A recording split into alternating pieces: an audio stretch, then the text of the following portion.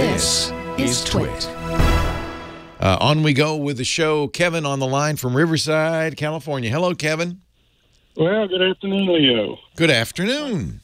I had an old computer, ended up getting the blue screen of death. Uh-oh. And we ended up getting the data off the hard drive, transferring it to a new computer. But now I've got this hard drive that I want to get rid of that data. Yes. But the computer won't boot, so how can I do that? This is a very legitimate concern. Simpson Garfinkel, who is one of the guys who talks a lot about data erasure, did an experiment. He was at MIT, I think, at the time, and he bought a bunch of old hard drives off eBay. None of them had been fully erased, and many of them were from banks. There were a few from ATM machines, and every transaction was still on the hard drive. Oh, so now he says, interestingly, because he's an expert in this, that, you know, a lot of the data erasure tools you talk about do I'm going to do a Department of Defense wipe, which means you write ones over it, you erase it. You write zeros over it, you erase it. You do that numerous times, which takes, of course, a lot of time, and that's the only way to erase it. He says, you know, you don't ever have to worry about erasing it multiple times. If you overwrite it once, you're okay. There's always this presumption, well, somewhere in the CIA's basement, they've got some magic device that can read trace amounts of magnetic material and can tell what was on your drive. Unless you've got the CIA going after you, I wouldn't worry about it too much. There's also the British Secret Service. What is that? The MI5.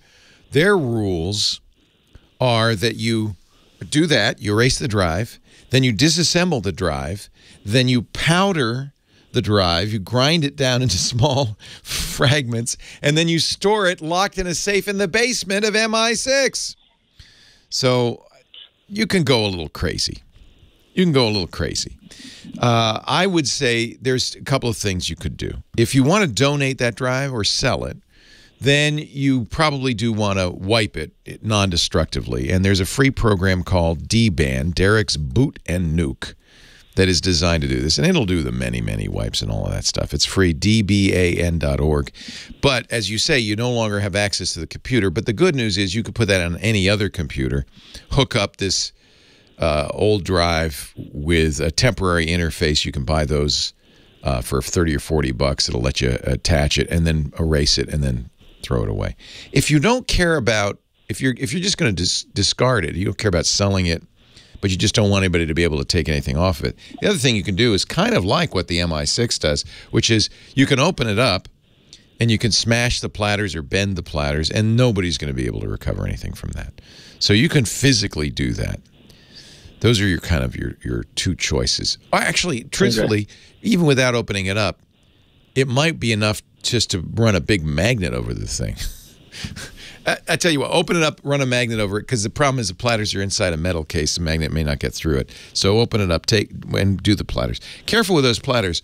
We did this once on, this was a popular subject on the old TV show I did 20 years ago, mostly because it was good for TV.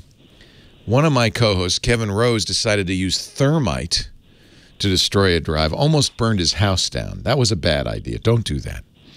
That's a little over. Then my friend Patrick Norton, my dear friend Patrick Norton, decided, well, we'll take a hammer, we'll open it up, take the platters, take a hammer to it. What he did not know, to his and my detriment, because I was a little close by, is that sometimes these platters are made of glass. And this one was, and it shattered in a million pieces. I'm just glad it didn't strike me in the eye. But we survived that one. But be careful. In other words, they're not. I think it's enough just to do a secure erase. Again, if you've already, the computer's not starting up, you can go out. Newer Tech and others sell these USB interfaces that you just take the drive out of the machine, plug it in, and then you can run DBAN. Or even the secure erase that comes with your operating system will work just fine. Macs come with a secure erase. I think Windows does as well. But you don't have to overwrite it 29 times. Ain't nobody got time for that. Just overwrite it once or twice is fine. Absolutely. Thank you very much. Hey, my pleasure. No thermite.